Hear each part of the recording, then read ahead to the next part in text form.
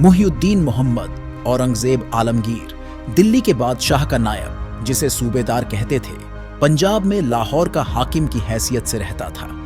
उसका एक और नायब था। वो पंजाब सूबे का वक्त वक्त पे दौरा किया करता था। जब वो लुधियाना के दौरे पर आया तो उस जमाने में ये शहर एक छोटा सा कस्बा हुआ करता था। आजकल लुधियाना का जो छोटा बाजार है, यही उस वक्त का सबसे बड़ा इकलौता बाजार था। जो सड़क चौड़ा बाजार से जमालपुर की तरफ जाती है, उसी के आखिरी किनारे पर हिंदू कुम्हारों के कुछ घर थे। एक दिन जब मुगल हाकिम की सवारी उस ओर से गुजर रही थी तो औरतें, बच्चे और जवान लड़कियां एक मंजिला मकानों पर आ गई। किसी कुम्हार की एक खूबसूरत लड़की जुलूस देखने वाली औरतों के आगे खड़ी हो गई थी। अचानक हाकिम की नजर उस लड़की पर पड़ी तो उसका ईमान खराब हो गया। जुलूस गुजर गया और शहर के बाहर कुछ दूर जाकर रुक गया और उस हाकिम ने वहां पड़ाव डाल दिया। हाकिम ने अपने एक सिपाही की मौके पर ही लड़की के घर का पता लेने के लिए भेज दिया था। पड़ाव पर लड़की के बाप को बुलाया गया और उस मुगल हाकिम ने उस लड़की का हाथ मांगा। हिंदू कुम्हार था तो गरीब, लेकिन था बड़ा गैरतमंद। उसने इनकार कर दिया। धौंस और जबर से उसको समझाया गया। कुम्हार उस पर भी ना तैयार हुआ तो हाकिम ने एक तरफा फैसला सुनाते हुए कुम्हार से कहा कि हम आज से 1 माह बाद आएंगे, लड़की को तैयार रखना। इस दौरान अपनी राय मेरे बारे में दुरुस्त कर लेना और अपना भला बुरा भी खूब सोच लेना। इस अजीबो गरीब शाही हुक्म को सुनकर कुम्हार बहुत उदास हो गया। घर लौटा तो बीवी ने उदासी की वजह पूछी, क्या हुआ, सब ठीक तो है? जब कुम्हार ने बीवी को सारा किस्सा सुनाया तो बेचारी बीवी ने सर पीट लिया।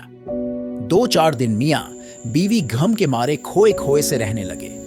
अब उनकी गम, दुख और मायूसी की वजह से रातों की नींद उड़ चुकी थी। अक्सर वो दोनों रोया करते।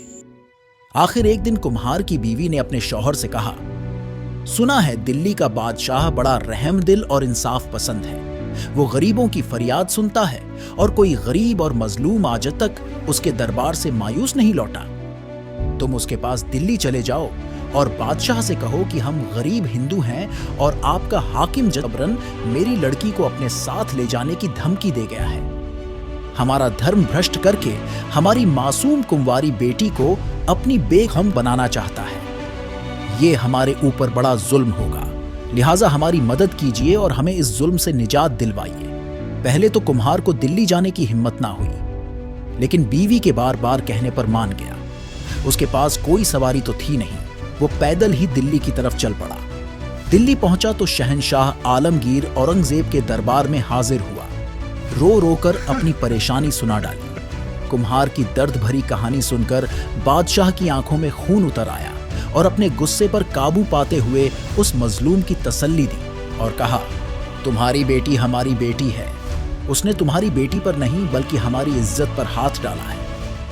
फिर बादशाह ने कुम्हार से कहा, जिस दिन उस जालिम ने तुम्हारे घर आने का वादा किया है, हम उसके आने से पहले तुम्हारे घर में मौजूद रहेंगे। तुम्हारी आबरू की हिफाजत हमारा फर्ज है।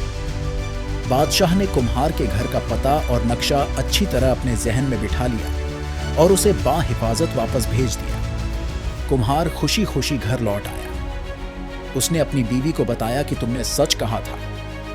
वाकई में बादशाह बड़ा इंसाफ पसंद, रहमदिल और भगवान से डरने वाला है। उसने ठीक वक्त पर हमारे घर आने का वादा किया है। बीवी को अब तसल्ली हो गई। दिन गुजरने लगे। हाकिम के आने के कुछ दिन बाकी रह गए तो कुम्हार की बेताबी बढ़ने लगी। वो हर दिन शहर के बाहर दिल्ली वाले रास्ते पर जाकर खड़ा हो जाता और रात बीतने से पहले मायूस होकर लौट आता। एक रात दोनों मियां बीवी उदास और हर तरह से मायूस हो गए।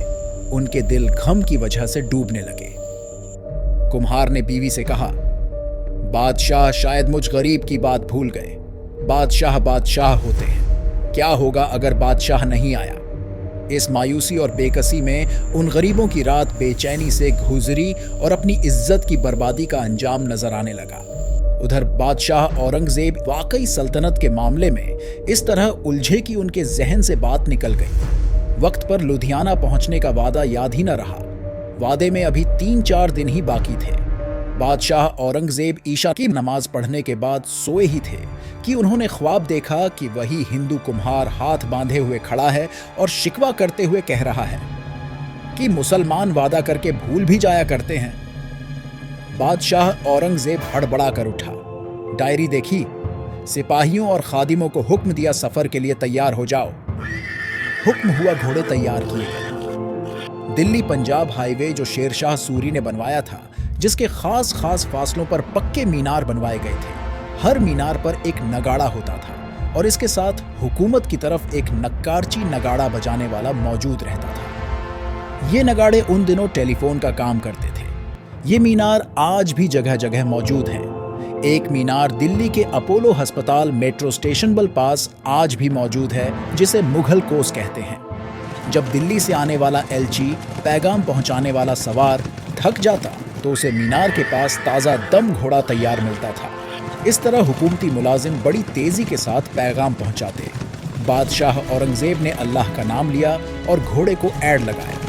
मंजिल पर मंजिल पार करता हुआ जब शहंशाह लुधियाना के करीब पहुंचा तो मालूम हुआ मंजिल करीब है। वह सड़क किनारे घने पेड़ों के साए में घोड़े से उतर गया, फिर कुएं का पानी पिया और कुछ देर आराम किया। दोपहर ढल रही थी और सारे शहर में नायब सूबेदार हाकिम की बारात आने की खबर फैली हुई थी। कुम्हार और उसकी बीवी का बुरा हाल था। खौफजदा लड़की कुएं में डूब मरना चाहती थी कि किसी ने अचानक दरवाजा खटखटाया। बीवी ने घबराकर कहा, कौन आया है? कुम्हार ने दरवाजा खोला तो देखा जहां पनाह वादे के मुताबिक तशरीफ लाए हैं। मियां बीवी ने जहां पनाह को देखते ही खुशी के आंसू गिरने लगे।